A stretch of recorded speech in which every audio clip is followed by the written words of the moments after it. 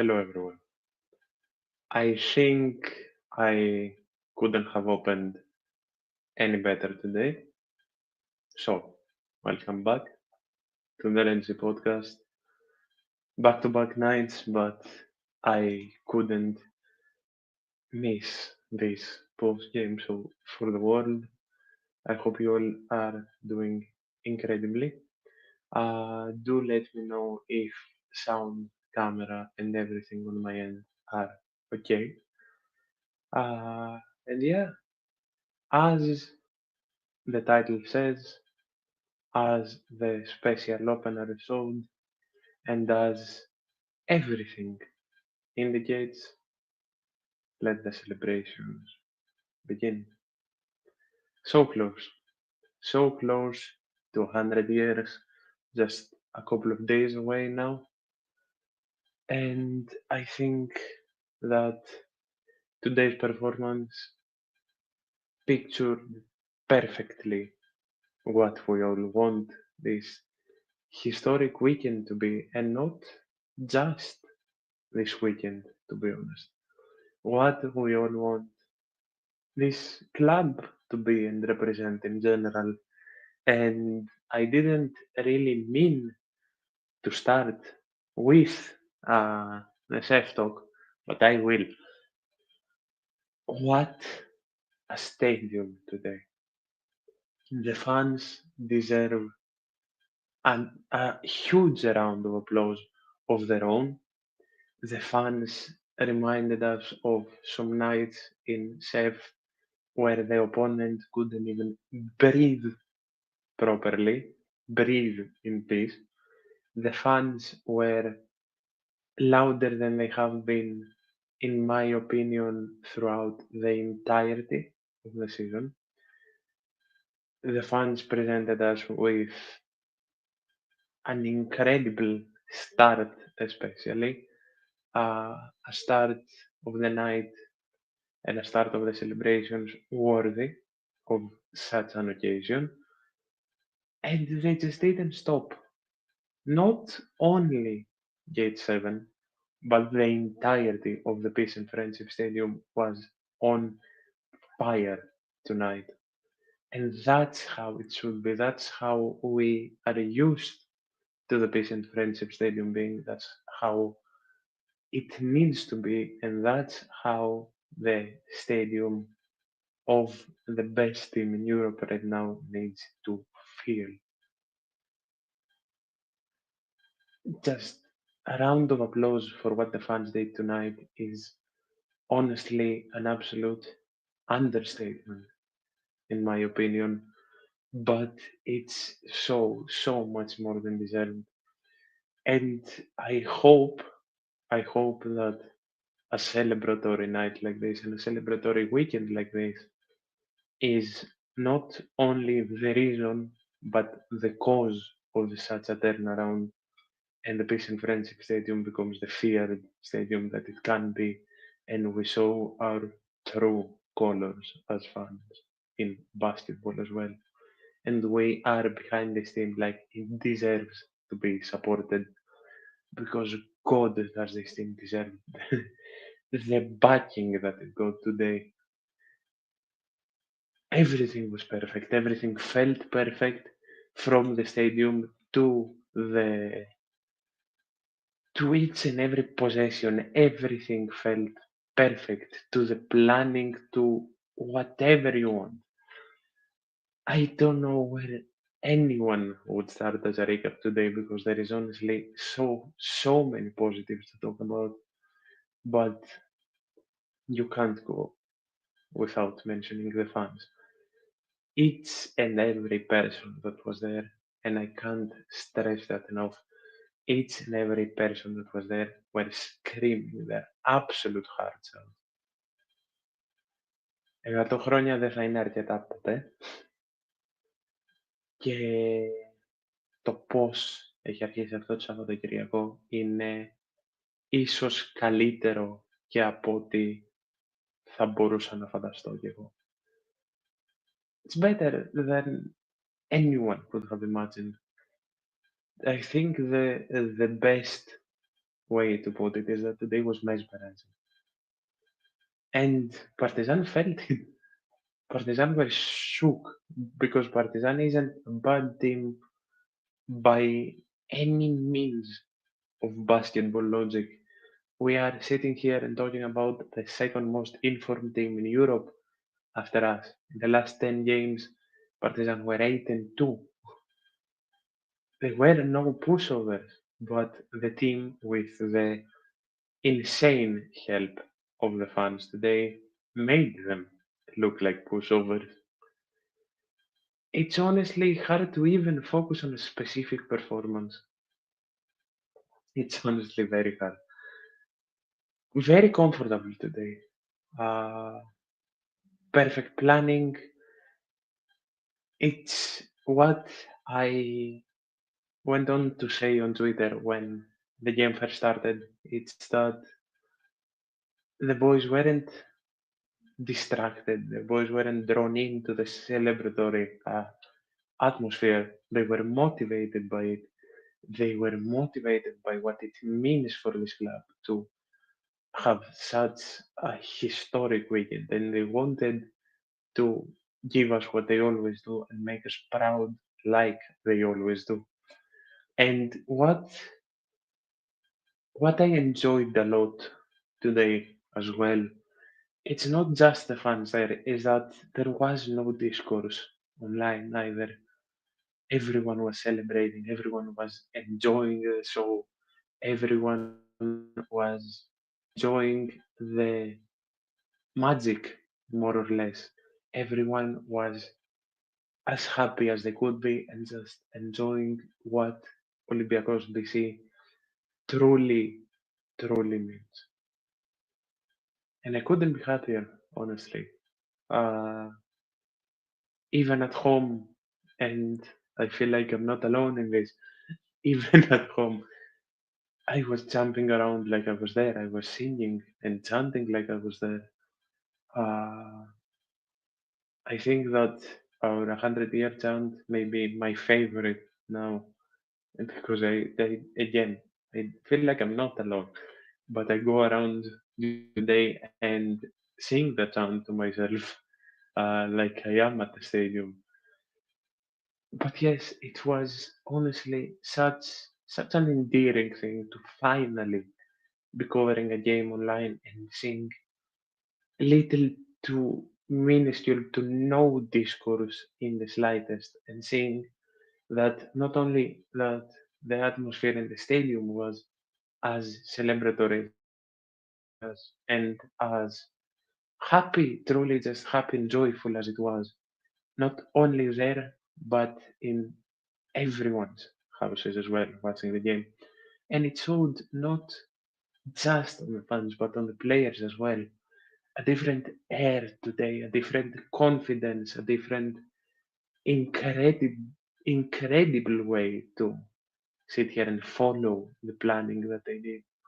Our The first thing I can point out, performance-wise, before I sort of move into the individual run through that I do, the baseline cutting today and the play that I will note down is that 1-2 between Sasa and Papanikolaou, where Sasa gives it to Papanikolaou and Papanikolaou gets a pass through mind-blowingly as Sasa drives in for the layup. As I said, because I went to a completely different subject, the baseline cuts, whether it's Sack's dunk, whether it's Sasa who's got like 10 or 11 cutting parallel to the baseline, whether it's Milutinov who had arguably his best game of the season today.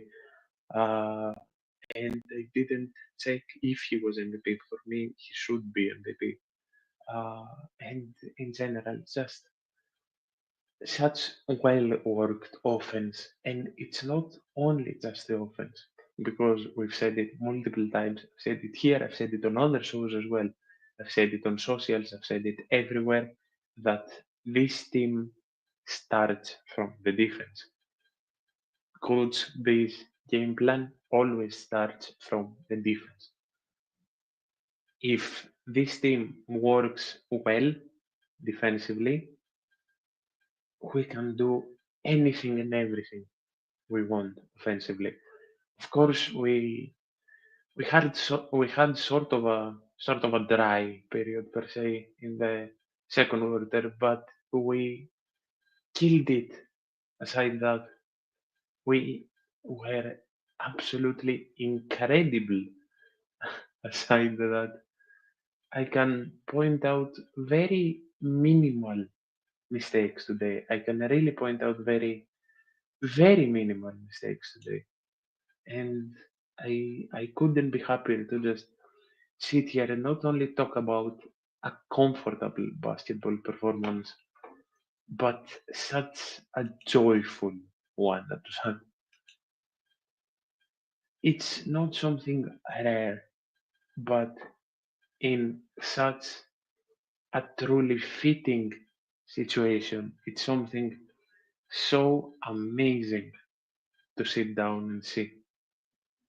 It's truly just is absolutely incredible. Now, going on to the two MVP contenders to start off, it's Sasha Vazenkov and Nikola Milutinov, the two shining stars of such a truly celebratory night. Sasha with 17, 6, and 2 in 30, and Milutinov with 10, 9, and 1 in 22. Uh, it's We know what Sasha can do. We know what Sasha can do. No one's doubted what Sasha can do, and I'll repeat as many times until I get tiring and even further truly that Sasha came back 10 times even better than he was at his MVP season. And for me, as incredible as Kendrick Nunn is, and as incredible as DJ Shorts is, Sasha has made not only a case for the MVP trophy, but he's clear favorite as things stand. And I can say that with my whole chest and more. I see the comment. I'll get to Nigel in a bit because I have a whole separate rant about Nigel that the comment points out perfectly. But yes, Sasha is the star of the team. Sasha is the clear cut MVP for me. But Nikola, Nikola Milutinov, that's been going through a rough patch. Everyone has seen it, everyone knows. And I won't even lie to you all. I've told you I say my mistakes publicly, and I'm the first one to call myself out. Uh, I was I wasn't the most excited to see Lutinov today after the rough patch that he had, but I did say last show, if you all can recall, last Euroleague show, that Milutinov needs to sit the fuck down with Barzokas and the owners and the rest of the team and talk about what's going on and solve it. And it really looks like that's happened. Milutinov coming out here with a different air, playing 22 minutes, almost getting a double double, getting so close to getting a double double, having a few blocks in there, being clinical defensively, and general is just all around not just good but incredible in my eyes. And as I've told you all many times, form is temporary, but class is truly permanent. And if this is the flip of the switch that was needed, which will result in the Milutinov we all know and love, and him being integrated once again, not only to his perfect form that we know he can have and that he can cover moves perfectly, but him being the clinical pillar that he is to the second unit of this team, if this is the switch that was needed, I will not only be the absolute happiest, but I will welcome his renewal with open arms. And to perfectly segue into renewal, I'll move on to Williams goes. Nigel. Nigel, who carried the team on his back for 3 games straight, playing 35 to even 40. And Nigel, who, as I've said many times, is the very unfairly pointed out scapegoat of this team. And Nigel once again today playing incredibly. 10 and 4 for Nigel, 10 points, 4 assists, a couple of a couple of steals, and again, just showing that not only does he deserve to be on this team, but he deserves that renewal so massively. I've stood my ground and defended Ghost even through his shenanigans, to say the least, at the start of the season, because as I've said many times, Ghost wasn't good at the start of the season. Like, you'd be delusional to say that Ghost was good at the start of the season. But the treatment and the hate Nigel gets compared to other players is insane. And even now, where he's upped his level to, for me at least, much needed, uh, the much needed performance. There are people that just nitpick on every little mistake there, just like they do with everything. But not today. As I said, today was a very surprisingly positive atmosphere, not only in the stadium but online as well. So yes, incredible goals.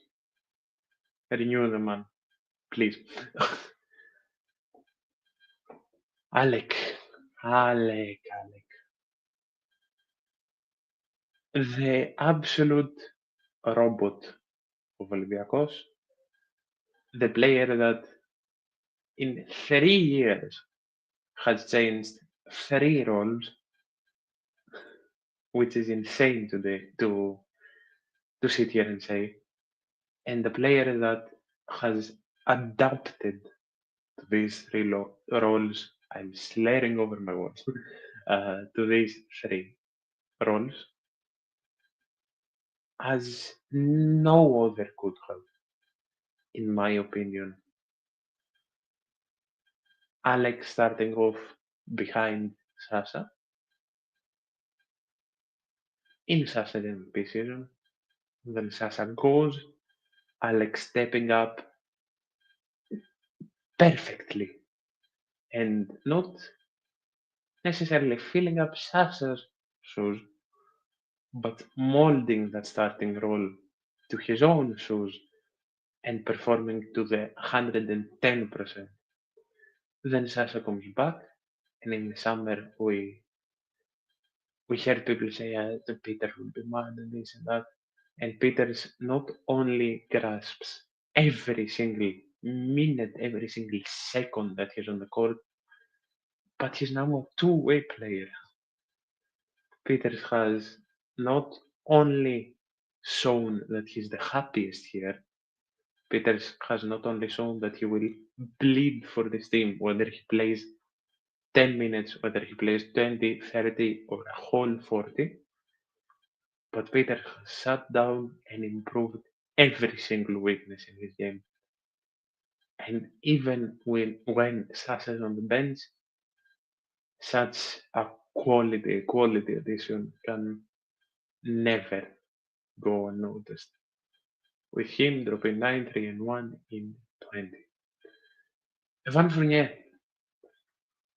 Evan Fournier not really needing to take a star role today, having an incredible stat line of 8, 5, and 4 in 30, and in general, just showing that if he needs to take the game in his own hands, he will gladly do that. But if he needs to step back, play for the team, and play to up others' level, he'll do that as well. Fourier is not only a star of this team, but he's a veteran. He may be a EuroLeague rookie, but the talent and the things that Fournier has done are second to none, and the things that Fournier has seen are second to none, and his years in the game are unmatched. And the more people doubt him, the more he'll show that he can do and that he will do everything for this team.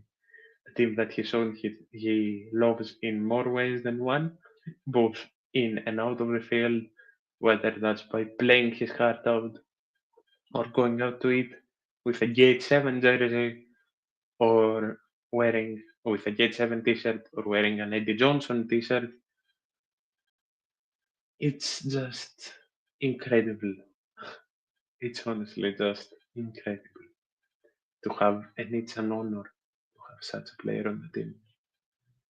And speaking of being an honor to have such a player on the team, Kostas Papanikolaou, a player that's got so much flack this season for no reason at all, a player that's sat here and been the rightful leader of this organization, a player that's shown that he deserves the captaincy both on the field with performances like today's and off the field with his stances and his interviews and his words and everything and his actions and everything and anything.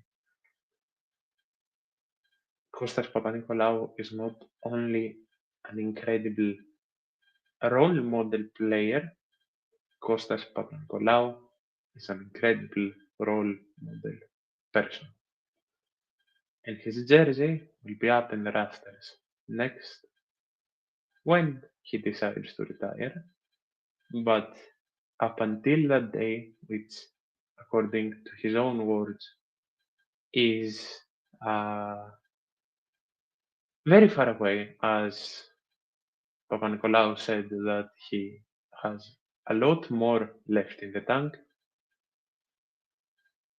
He'll keep setting up the doubters and showing that he will give 1,000% to this team.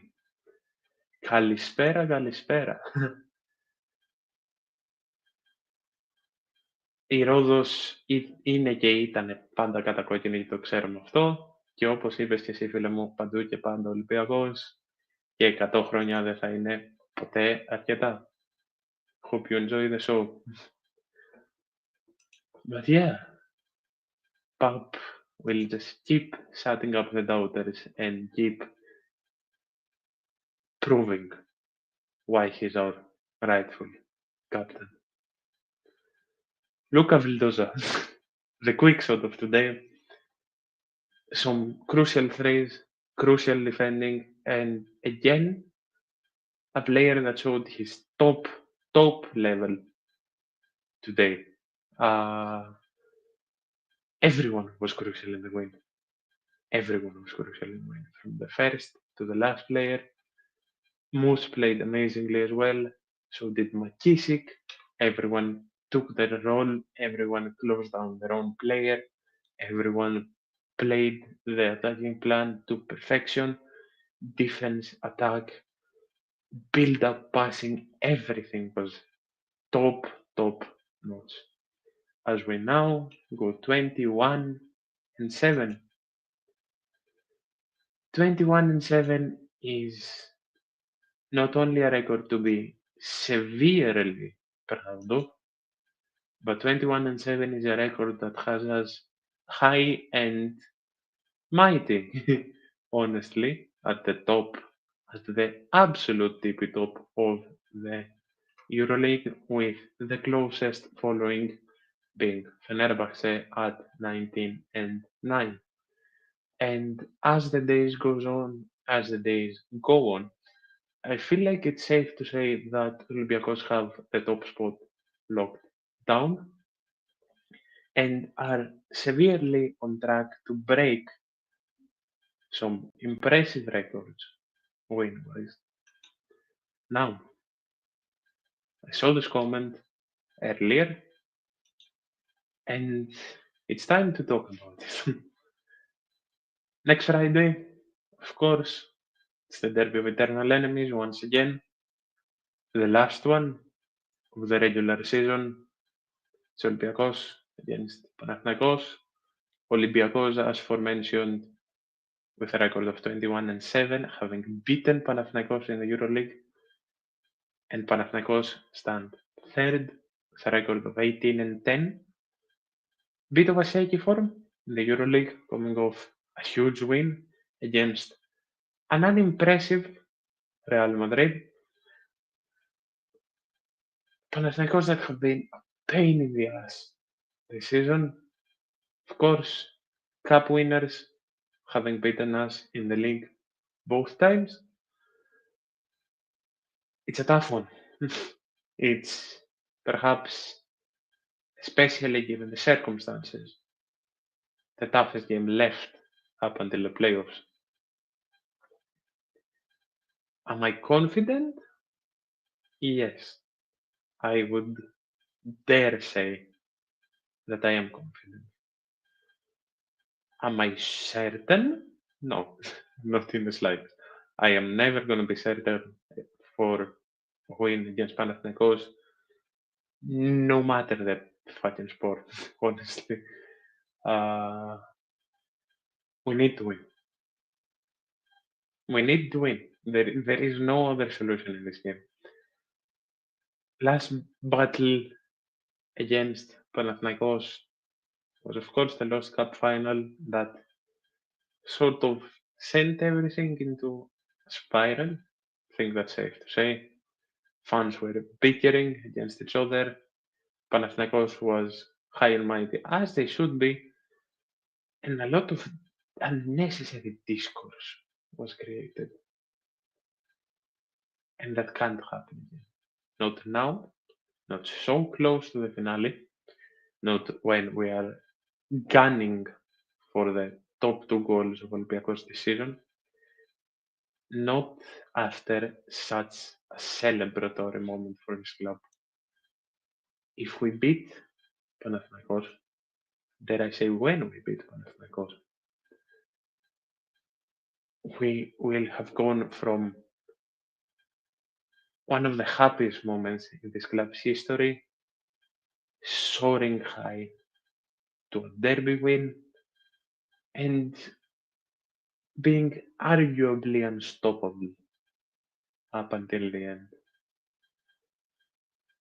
If slash when we beat Panathinaikos, I don't see anyone stopping us up until the playoffs. I really don't. I really can't see anyone stopping us up until the playoffs. And I won't even lie to you all. I was worried about today, but today once again showed us that this team is the best in Europe, and that's by far. And it doesn't matter if the other team is in form or the best fighter in the Euroleague, this team will always find a way on top. And if we manage to go on and do it, we'll be soaring even higher than anyone can imagine. I knew today would be a quicker one, but I just had to give a round of applause to absolutely everyone for today's performance. A reminder that on my socials, I ran the giveaway for an Olympiacos FC jersey of your choice. If you haven't taken part, please go do so. The jersey does not include the 100-year one, of course, because the giveaway will end after the second leg against Podo. Speaking of jerseys, I can't believe that anyone hated on the special edition jersey for basketball because it was such a joy and such a beauty to watch. Such a beauty to watch. And honestly, it fit so well to absolutely everyone. So yeah, go take part in that. Go check out each and every social that is there. And I'll see you all hopefully on Monday with not only a celebratory show for the 100 years of this club, but the 1 year of the Redseapodcast. Very grateful towards all of you. Thank you.